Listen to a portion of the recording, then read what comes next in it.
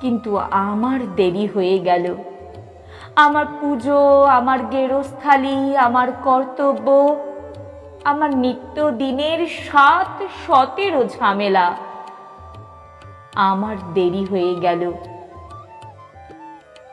যখন সব সেরে সব চুকিয়ে ছুটে গেলাম বাইরে, বড় দরজাটারও বাইরে, রাঙা ধুলোর বিষণ্ণ পথে,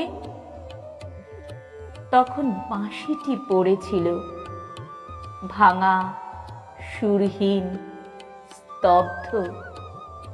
গোধূলির সোনালি আলোয় বাঁশিটিকে মনে হলো যেন এক ঝরা পাতা বুঝি। আমি আমার সবটুকু দিয়ে বাঁশিওয়ালাকে খুঁজলাম।